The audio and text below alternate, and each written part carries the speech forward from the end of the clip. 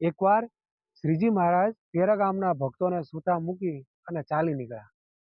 સાંજના સમયે ગામ કાળા તળાવની સીમમાં આવ્યા. ત્યાં એક મુસલમાન સમેજો હળ હાંકતો હતો.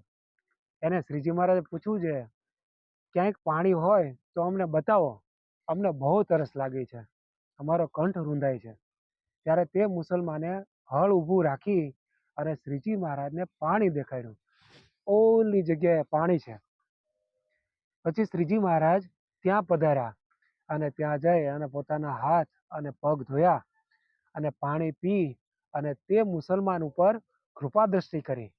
ત્યારે તે મુસલમાનને સમાધિ થઈ ગઈ અને એ સતત શ્રીજી મહારાજની સામું જોઈ રહ્યો.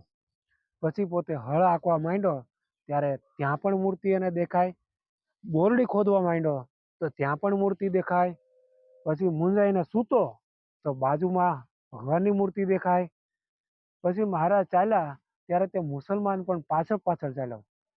ત્યારે મહારાજે એ મુસલમાનને કહ્યું કે તમે તમારું કામ કરો, અમારી સાથે નહીં આવતા. ત્યારે તે મુસલમાન બોલ્યો કે હે ભગવાન, હું જ્યાં જાઉં છું ત્યાં તમારી મૂર્તિ દેખાય છે અને બીજું કાંઈ દેખાતું જ નથી. મારે કામ કેવી રીતે કરવું અને હવે હું ક્યાં જાઉં?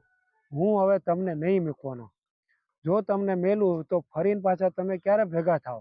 તમારા દર્શન પણ ક્યાંથી થાય? માટે હે મહારાજ, હવે હું તમારી સાથે જ ચાલીશ.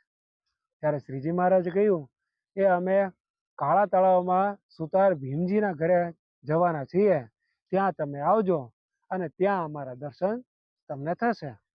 ભગવાનની દયાળુતા જો. ભગવાન જાત કુજાત જોયા વિના અવિરત પોતાની દયા તમામ જીવ પ્રાણી માત્ર ઉપર વરસાવે છે. ભગવાન કેવા દયાળુ. જય સ્વામિનારાયણ.